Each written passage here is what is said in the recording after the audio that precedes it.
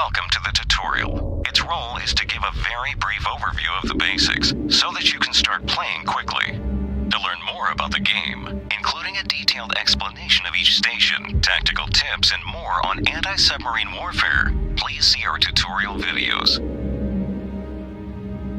The bridge is where you control the destroyer's maneuvers. You can click and drag the helm to steer left and right, or on any number on the helm indicator to turn the helm by that many degrees.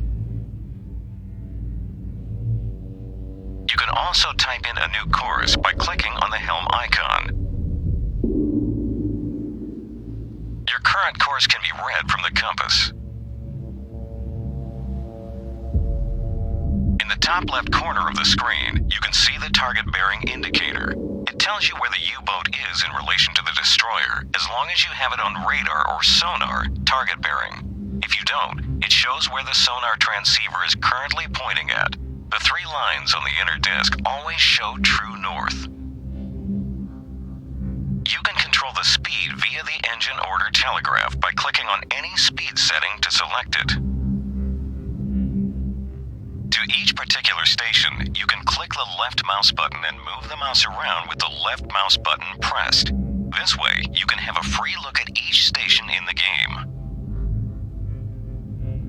Let's now change stations. You can move to the combat information. Combat is where you build your situational awareness and plan your attack.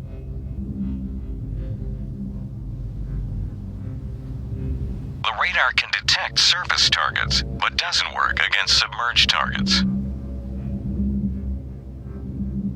Our position is in the center, and the numbers around the display refer to cardinal points. North is 0/360 degrees. This is the convoy that you are protecting. Prevent the U-boat from reaching it at all cost. Once a U-boat appears on the radar man will start reporting on it, and you will be able to mark its position with the Dead Reckoning Tracer, DRT. You can click on DRT. The DRT is a plot table that can greatly help your situational awareness. The moving light represents our destroyer. It also has compass bearings on its outer circumference. You can use the mouse wheel to zoom in and out, or click it and hold to scroll the camera around. The two available scales are 1 to 1,000 yard and 1 to 1,000 yard and can be changed here. Make sure to use the 1 to 100 scale whenever the enemy is at 1,000 yard or closer. You can click on the center of the moving light to mark your current position. Then, listen to reports from radar or sonar to mark the enemy position. You can do that by snapping the ruler's 0 point to the most recent destroyer position, pivoting the ruler to the appropriate bearing, and clicking next to the ruler at the appropriate distance. Click and drag the disc or the ruler to updating the plot. You can also snap the ruler to previous destroyer positions, as well as the two most recent U-boat positions. This allows you to estimate both destroyer and U-boat courses. After snapping the ruler to a point of reference, you can draw lines by clicking and dragging the mouse along the ruler.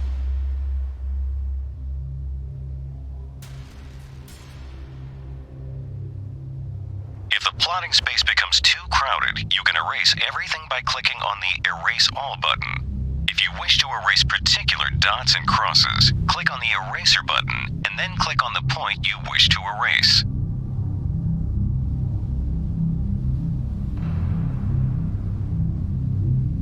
If the elbow joint of the protractor arm gets in the way, you can click on it to move it to the other side.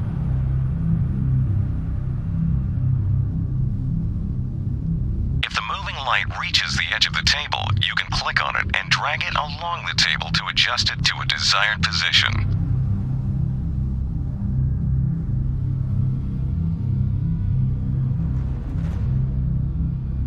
Lastly, if you find manual plotting too difficult, remember that you can turn autopilot on in the pause menu. You can also click on the pencil button on the right to engage the DRT's function to plot the own ship's maneuvers automatically.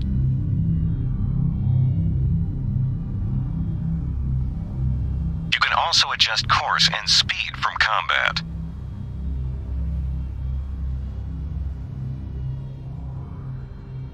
Now let's take a look at a tool for close-range plotting. You can move to the OSC projector by selecting it at the bottom of the screen. The own ship's course and target bearing projector is extremely useful when you are approaching a U-boat to make a depth charge attack. It shows the destroyer silhouette, its current course, and where the sonar transceiver is pointing.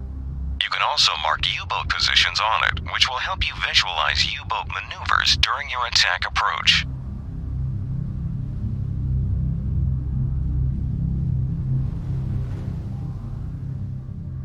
You can also observe both true bearings, numbers on the outer circumference, and relative bearings, inner circumference, more on which later. It is very convenient to mark U-boat positions on the OSC, which will help you visualize U-boat maneuvers during your attack approach.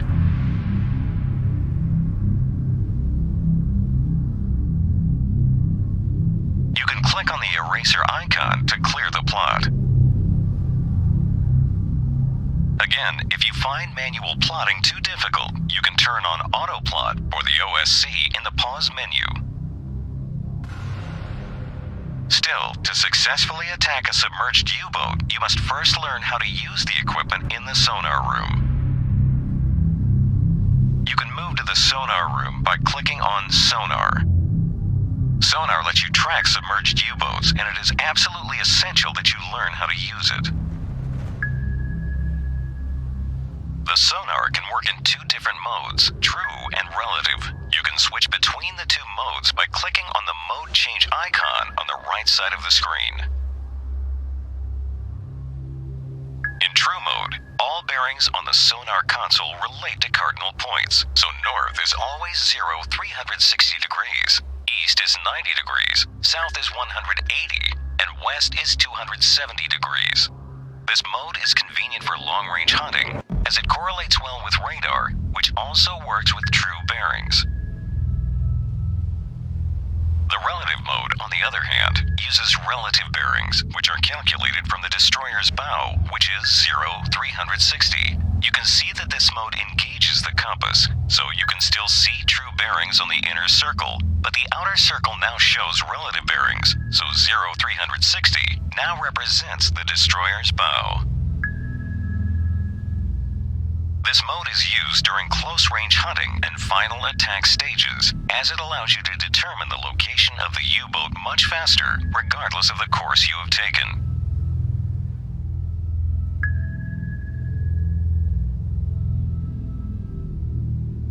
Please note that all bearings are considered true unless specified otherwise. Therefore, if you cannot hear or read the phrase relative in the report, it means that it refers to true bearings. You can search for the U-boat manually by clicking and dragging the sonar indicator. You can also order a search arc of 90 or 180 degrees. You can use the icons on the right to control search arc width and the direction of the sweep.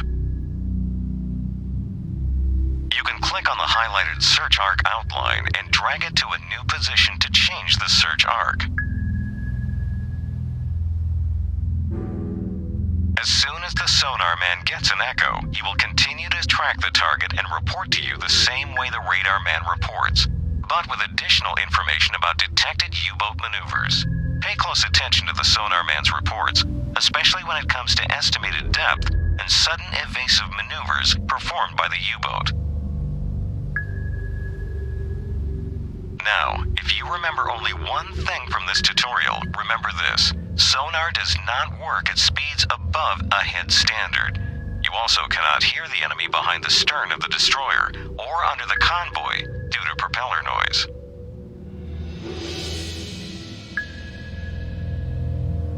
Moreover, you will lose sonar contact whenever you get close to the U-boat, and you will also get no sonar echo through the area where your depth charges have recently exploded. Now, let's look at the depth charge targeting device called the Tactical Range Recorder, TRR. You can move to the TRR by selecting it at the bottom of the screen.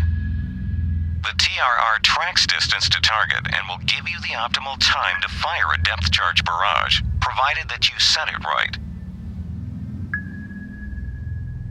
In its bottom right corner, there is a gauge with destroyer speed in knots, horizontal, as well as depth charge sinking time in seconds, vertical. You need to set the speed in accordance with how fast the destroyer is going in knots. Check on the left-hand side of the screen if in doubt. Then, you need to set the sinking time for the depth charges, which should be set either shallow, 10 seconds, medium, 30 seconds, or deep, 50 seconds. Left-click and drag the pointer onto the appropriate setting on the scale. Once you set, you have to be as precise as you can, as the angle will give you the right range rate, which in turn will give you the optimal time to fire. The longer you track the target and the longer the graph becomes, the easier it is to align the plotter bar accurately. You should fire the depth charge barrage when the left edge of the graph crosses the dotted firing line.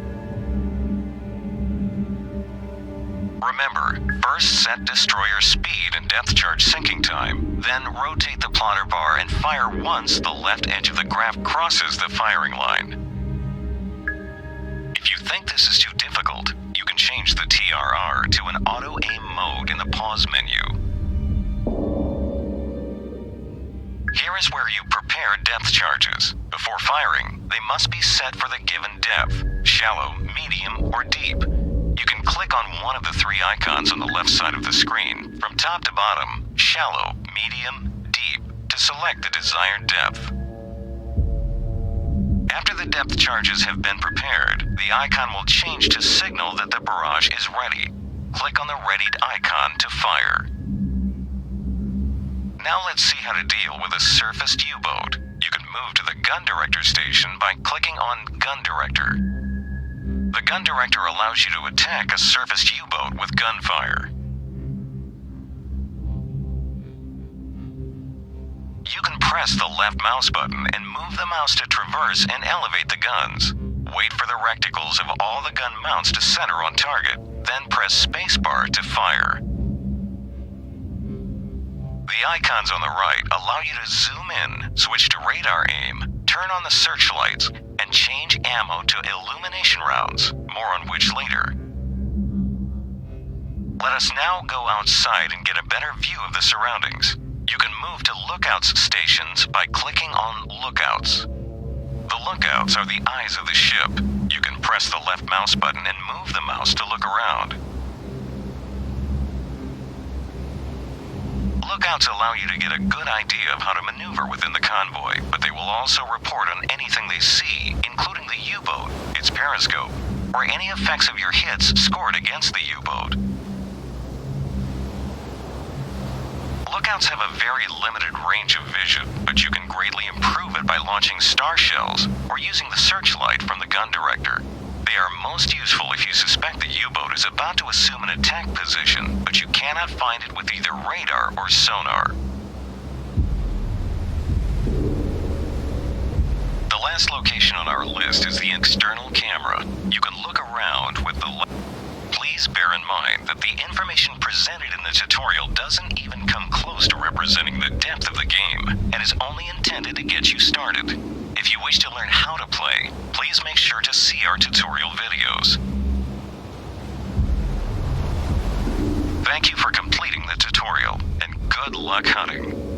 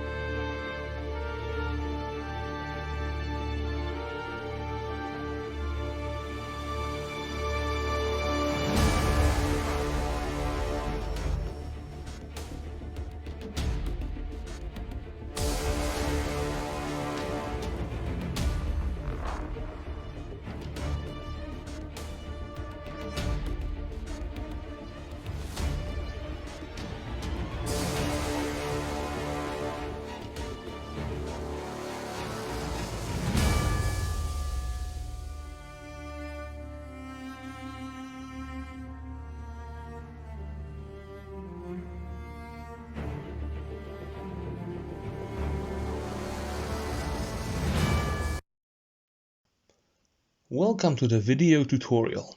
Its role is to give you a detailed explanation of how to conduct anti-submarine warfare in Destroyer, the U-boat hunter. Let's begin with our mission, which is to protect the convoy against the U-boat. That's right. Your task in the game is not as much to sink the U-boat as it is to protect the convoy from its attacks. Bear that in mind while you play, as it will help you decide when to press the attack and how to prevent the U-boat from reaching the convoy unchecked. Let us start with maneuvering and situational awareness, as these two crucial skills will allow you to achieve the upper hand in battle. The speed at which you maneuver is key, as it has a huge impact on your ability to use the sonar. You can use it effectively only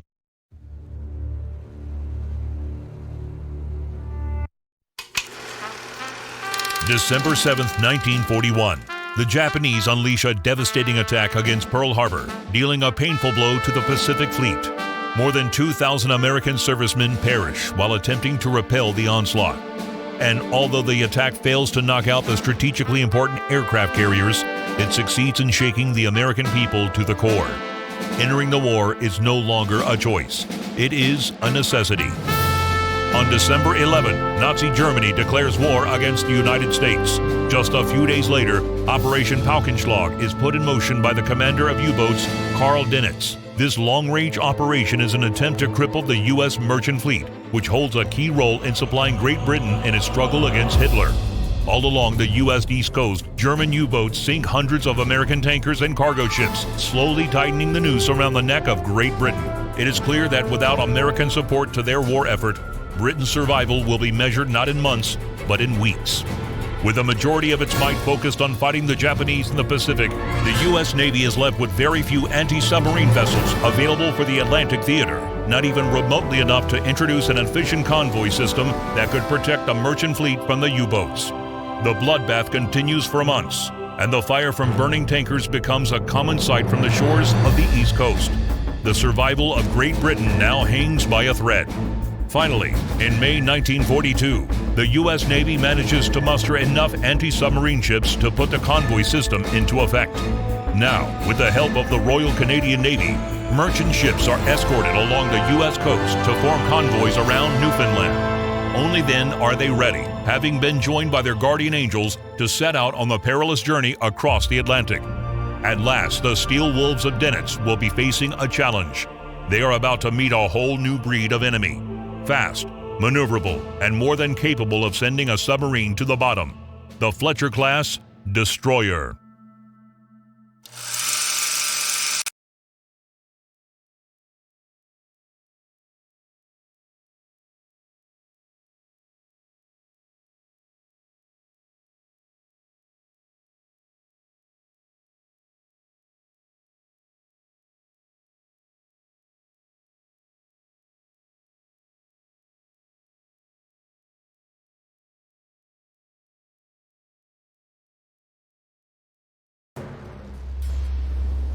Surface radar has a new contact. Bearing 076. Range 4,500 yards.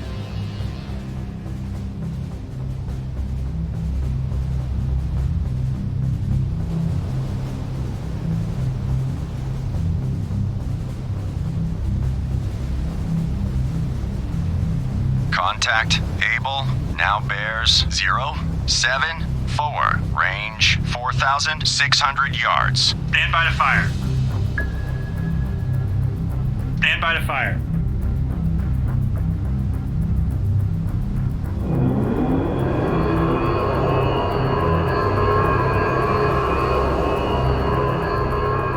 Contact Able now bears 074. Range 4,400 yards. Stand by to fire.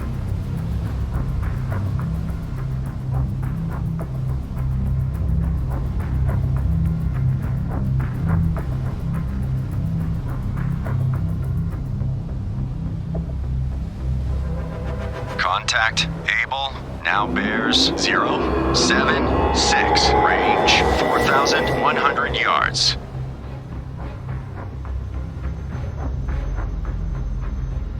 Stand by to fire.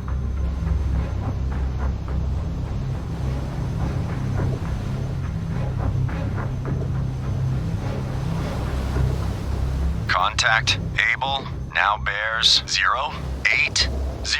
Range 3,900 yards.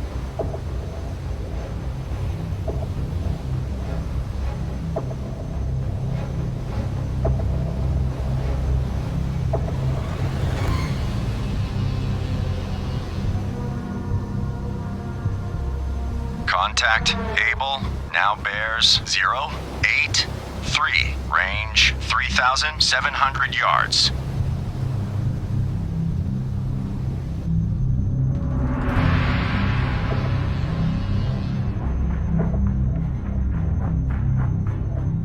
Rudder 30 degrees left. Rudder 30 degrees left. Aye, sir. Contact Able now bears 087. Range 3,500 yards. Rudder 30 degrees right. Rudder 30 degrees right. Aye, sir.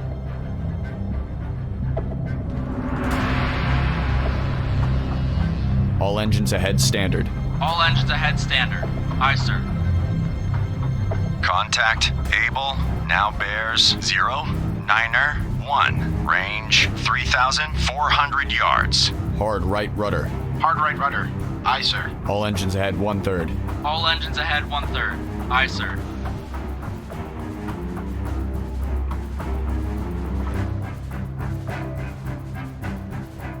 Hard right rudder. Hard right rudder. Aye, sir. Contact Able now bears 097. Range 3,100 yards.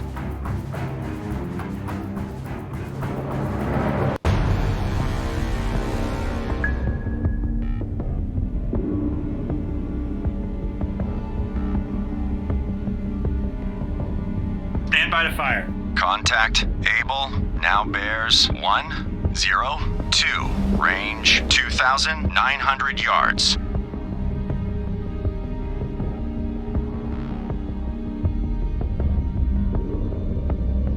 Rudder amidships. Rudder amidships. Aye, sir.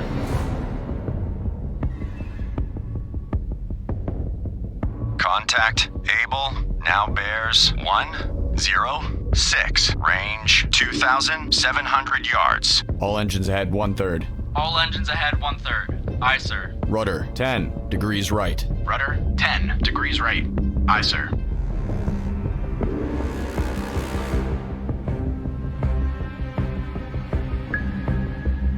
Contact Able now bears 112. Range 2,500 yards.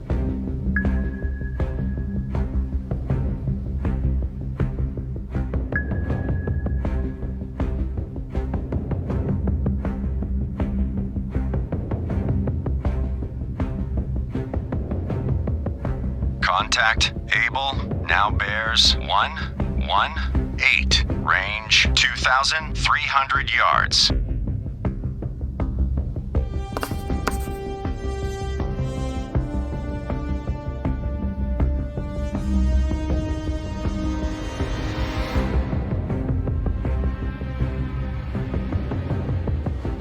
Contact Able now bears 124. Range 2,100 yards.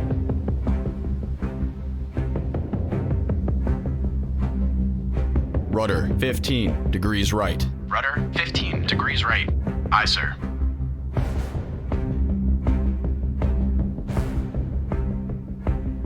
Contact Able now bears 132. Range 1,900 yards.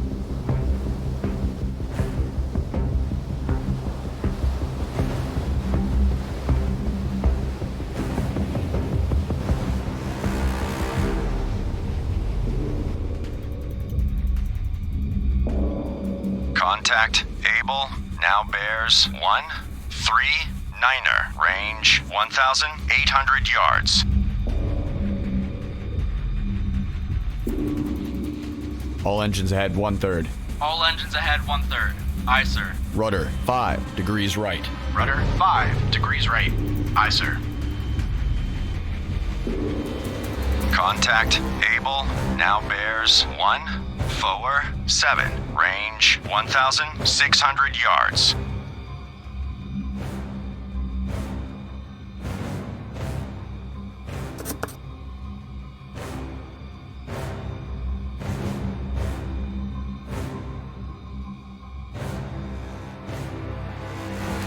Contact Able now bears 153, range 1,400 yards. Hard right rudder. Hard right rudder. Aye, sir.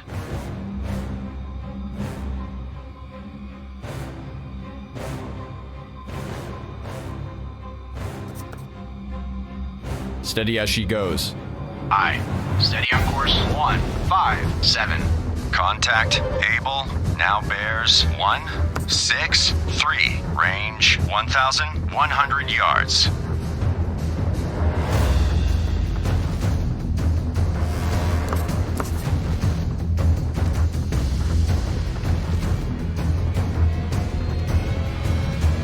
Hard right rudder.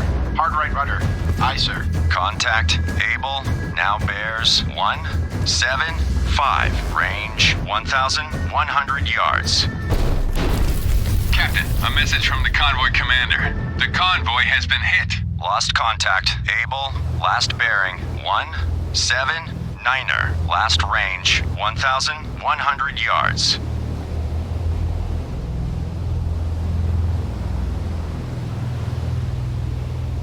Stand by to fire.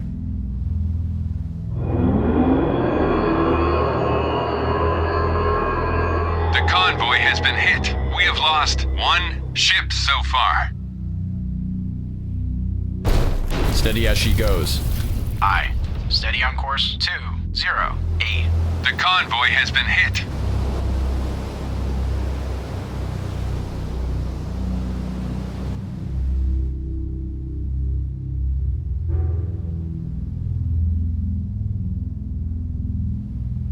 All engines stop. All engines stop. Aye, sir. The convoy has been hit. A merchant ship has been hit and sunk. We have lost 3 ships so far. Stand by to fire.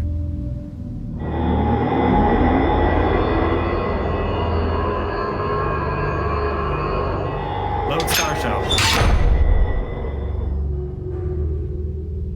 We have just lost a ship. We have lost 3 ships so far.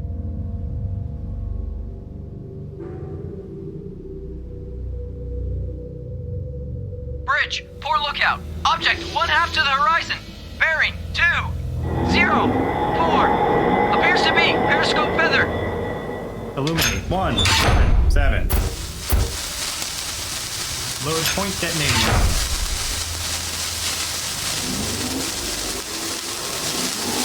Bridge, poor lookout. Object 1/2 to the horizon. Bearing 210. Appears to be periscope feather.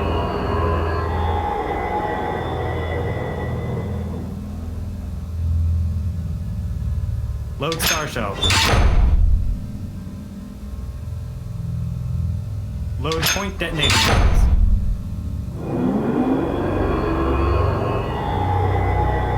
Fire.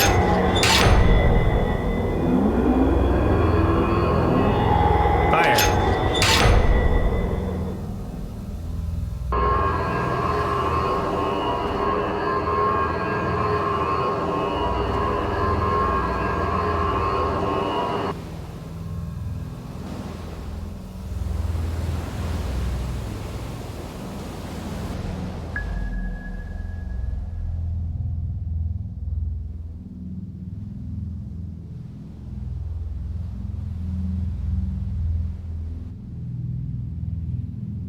Rudder 10 degrees left. Rudder 10 degrees left.